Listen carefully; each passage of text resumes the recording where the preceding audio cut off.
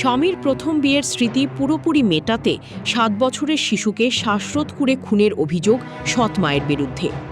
ঘটনাটি ঘটেছে বৈষ্ণবনগরের পুরাতন ১৮ মাইল এলাকায়।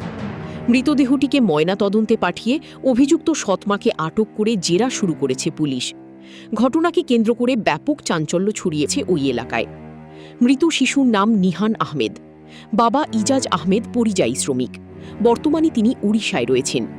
পরিবার ও স্থানীয় সূত্রে জানা গিয়েছে, ইজাজ আহমেদের প্রথম পক্ষের স্ত্রী নাসরিন খাতুনের মৃত্যু হয় কয়েক বছর আগে।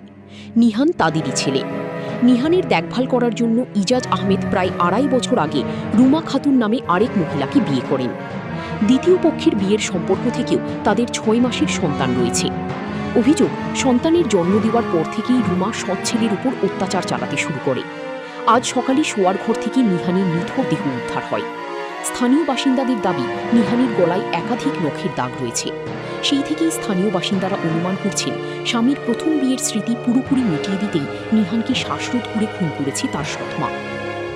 আমার স্কুলের ছাত্র সেটা নিহান আহমেদ, ৬ বছর বয়স, ক্লাস 1-এ পড়ে।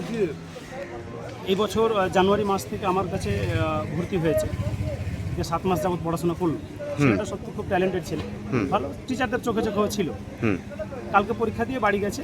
সকালে গার্জেনের কাছ থেকে ফোন আসছে যে বাচ্চাটা মারা গেছে। কালকে ওর বন্ধুর বাড়ি গেছিল, তো গার্জেন বলছে যে কি খাইয়েছে যে আমার ছেলেটাকে মেরে ফেলে দিলেন। এই কথাটা শুনে আমি সঙ্গে সঙ্গে যাই, গিয়ে দেখতে পাই পুরো ছবিটাই আলাদা। ছেলেটা মনে হচ্ছে না যে নর্মাল মৃত্যু, গলাতে শুকনো পাউডার লাগানো আছে। তো একটু ভালো করে দেখলাম, তো অনেক স্পট দেখতে পাচ্ছি গলাতে, নখটকের দাগ আছে। আমাদের সন্দেহ হয়ে গেল যে না, এটা নর্মাল মৃত্যু নয়, এটাকে স্বাভাবিকভাবে ছেড়ে দিলে হবে না।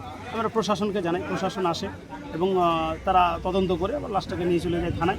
ওখান থেকে বেদরাবাদে, ওখানে গিয়ে আবার আমরা দেখলাম পর্যবেক্ষণ রুমে নিয়ে গিয়ে পুরো ড্রেস খুলে, তো অনেকগুলো গালের দুই সাইডে, এই সাইডে অনেক নখের দাগ রয়েছে এবং কালো কালো রক্ত বেরিয়ে আছে, মুখ দিয়ে রক্ত বেরিয়েছে, নাক মুখ সব কালো হয়ে গেছে।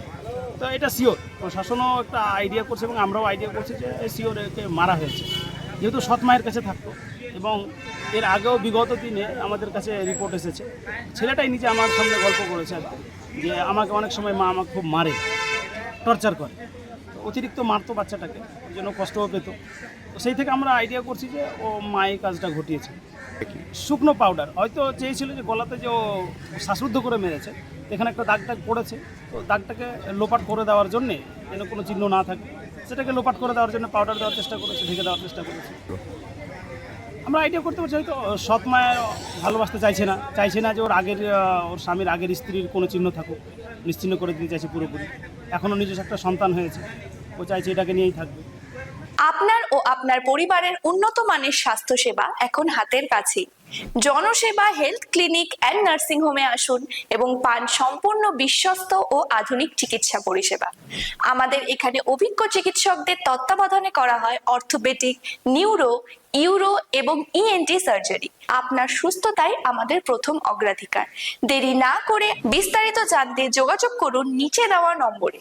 ঠিকানা NH34, গাবগাছি, যদুপুর, মালদা।